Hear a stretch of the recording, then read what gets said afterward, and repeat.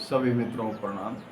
सत साहेब साहेब प्रिय सत्संग प्रेमियों, एक ही सत्संग प्रेमी ने पूछा है कि दंडोत प्रणाम और बंदगी में क्या अंतर है। साथियों, दंडोत प्रणाम और बंदगी में बहुत अंतर है, जमीन आसमान का अंतर है। दंडोत प्रणाम क्या है और बंदगी क्या है, ये दोनों अलग हैं, एक नहीं है, अलग है। बहुत सारे मित्र किसी भी मूर्ति की दंडोत करना, किसी मूर्ति के सामने दंडोत प्रणाम करने को ही बंदगी समझते हैं। लेकिन ये बंदगी नहीं है, ये प्रणाम है, ये नमस्कार है, नमन है। ये बंदगी कैसे हो सकती है? ये बंदगी नहीं है। हम उसको सम्मान दे रहे हैं, उनको नमन कर रहे हैं, प्रणाम कर रहे हैं, एक सम्मान की दृष्टि से। लेकिन बंदगी अलग ही मैटर है। सोमरण के अंग में गरीबदास साहब ने स्पष्ट कहा है बंदगी क्या है, बंदगी के बारे में समझाया है।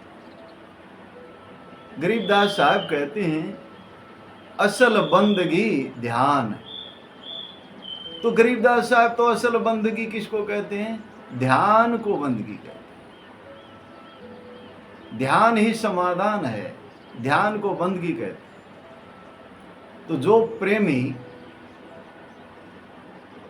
दंडोत प्रणाम करने को ही बंदगी समझे बैठे हैं, उनको सत्य के मार्ग का गुरु नहीं मिला, सत्य का भेद बताने वाला गुरु नहीं मिला। वो अज्ञानता में रहेंगे, भ्रम में रहेंगे, अंधेरे में रहेंगे, धोखे में रहेंगे। जब तक कि सच्चा गुरु नहीं मिलेगा, सही बात बताने वाला गुरु नहीं मिलेगा, तो भ्रम में रहेंगे, ऐसे धोखे में अपने जीवन को बर्बाद करके चले जाएंगे। ये अनमोल रत्न मिला है, मानव जीवन मिला है, अनमोल रत्न मिला है। ये यूं ही गंवाने का नहीं है, इसको यूं ही बर्बाद करके जाना नहीं है। समझना होगा, किसी सच्चे गुरु का सानिध्य प्राप्त करना होगा, तब असल बात को समझ पाएंगे, सच्चाई को समझ पाएंगे, सत्य के मार्ग को समझ पाएंगे। और जब तक सच्चा गुरु नहीं मिलता, तब तक भ्रम अंधेरा दूर नहीं होगा। तो गरीबदास साहब कहते असल बंदगी ध्यान। तो गरीबदास साहब ने उसको जाना है, समझा है, उस प्रक्रिया से गुजरे हैं। और जो खाली किसी मूर्ति की दंडोत प्रणाम को ही बंदगी समझे बैठे हैं, बहुत सारे महात्मा भी बार बार कहते बंदगी कर ले, इसी को बंदगी समझे बैठे। उनको स्वयं ज्ञान नहीं है, स्वयं बोध नहीं है, स्वयं जानकारी नहीं है, तो दूसरे को क्या समझाएंगे? तो ऐसे गुरु से बचना चाहिए। सच्चे गुरु के सानिध्य में जा करके, उसका सत्संग करके, उसके पास बैठ करके, विधि तरीका सीख करके इस मानव जीवन का कल्याण साध लेना चाहिए। ये अनमोल रत्न फिर नहीं, बार बार मिलने वाला नहीं। रामचरितमानस में भी कहते हैं ना, बड़े भाग मानुष तन पावा, बड़े भाग गए थे मनुष्य का शरीर मिल गया। सुर दुर्लभ सद ग्रंथन गावा। ये जो मनुष्य शरीर मिला है, ये मानव शरीर मिला है, इसके लिए तो देवी देवता भी तरसते हैं। साधन धाम मोक्ष कर द्वारा जो शरीर मिला है, क्या मिला है? साधन मिला है, मोक्ष का द्वार है, मुक्ति का धाम है।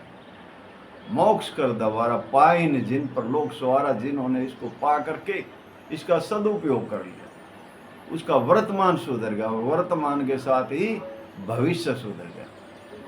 तो सच्चे गुरु का सानिध्य बहुत जरूरी है। भ्रमित गुरु के सानिध्य में रहेंगे तो भ्रम रहेगा, अंधेरा रहेगा, धोखा रहेगा, अज्ञानता रहेगी। तो साथियों, आज किसी मित्र ने पूछा था कि दंडोत प्रणाम ही क्या बंदगी है। आज उसी पर थोड़ा प्रकाश डाला, उसी के बारे में समझाने की कोशिश करी। तो ये अंतर है, इस अंतर को समझना चाहिए और किसी सच्चे गुरु का सानिध्य प्राप्त करके इस आध्यात्म की यात्रा में आगे बढ़ना चाहिए। यहाँ से स्टार्टिंग है और यहीं से बेस भी बनेगा, इसका नींव भी यहीं से रखी जाएगी।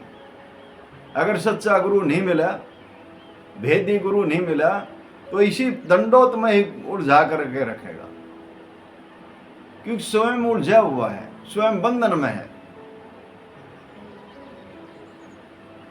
बंधे से बंधा मिला छूटा कौन उपाय, सेवा कर निर्बंध की पल में ले तो छुड़ाए। तो भाई किसी बंधे हुए गुरु के पास जाओगे तो भाई ऐसी ऐसी बातों में उलझाए रखेगा, और जो निर्बंध है वो तो पल में इन बातों से छुड़ा लेगा, आपको सही मार्ग पर ले जाएगा, सत्य के मार्ग पर ले जाएगा। आपका भला होगा, आपका कल्याण होगा।